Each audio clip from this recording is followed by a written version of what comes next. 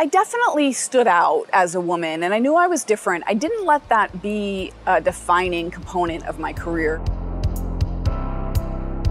I felt that talking about being a woman or being a woman in a male-dominated industry was something I didn't want to highlight. You know, I sort of downplayed that. I wasn't very active in groups focused on raising the profile of women because I felt like my gender shouldn't define me. And I didn't want anyone else to see me as different. That's an area where I've shifted gears because I am different, and that's okay. And our differences are what create more value for the organization. And having a diverse group of perspectives sitting around a table is really helpful for your business. You made history when you became the first woman to take the helm of this company. Describe that moment. It was exciting for me because I grew up here. So knowing that I was going to be leading an organization that's been such a part of my life for so many years was really humbling. At the same time, I didn't recognize that it was going to get so much attention, right? That the fact that I was a woman taking this job, I knew it would be part of the story. I didn't realize how much of a story it was going to be. For me, I took it for granted, and it wasn't something that I saw as a barrier. There wasn't a ceiling I was seeing that I was punching through.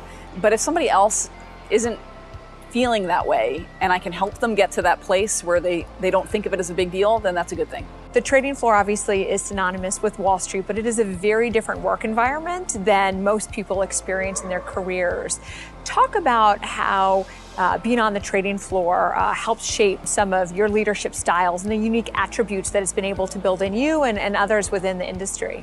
Things happen pretty quickly, so you need to communicate very directly and clearly. And so we don't spend a whole lot of time adding a lot of flowery language just to make things sound nicer. You just kind of get right to the point. When you're dealing with so much money that's changing hands on the trading floor, you need to make sure that you are, one, being clear, and two, if there is an issue, you're accountable. And it's not about pointing fingers or figuring out whose fault something is. You just own it and move on. Had you struggled with moments of self-doubt or questioned what you wanted to do or your skills at points in your career? I left the trading floor in 2005 and I chose to take some time off. I traveled, I went to culinary school, and when I came back to the industry later, those periods of time also informed me. What I learned is your skills are applicable in more than one place. I was leveraging working in a kitchen the same skills I was leveraging working on the trading floors, and being able to be a clear communicator and to work well under pressure, all of those things you can apply to so many different places. And I think if you are willing to have a career that's nonlinear,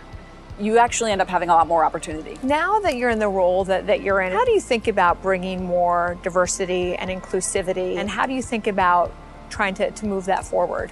I feel very strongly that you have to have a team that has different perspectives and different views, and having that diversity of thought is really what drives how I've built this team. And I'm one of those people that wants to go out and hire people who I think are better than I am, because I feel like if you surround yourself with a really competent team, you're gonna make each other stronger.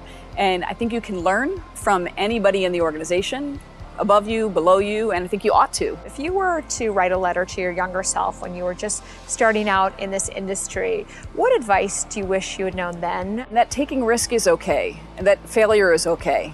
And that's a lesson that I wish I had held on to in my early stages of my career, because if you're not pushing your limits, you're not growing quite as much as you could be. If you're trying more things, you're succeeding at more things, and yes, you're failing at some others, and you realize if you don't spend a whole lot of time focused on feeling sad about it, and you focus more on what did I learn from it, what can I take from it, then that's actually inspiring.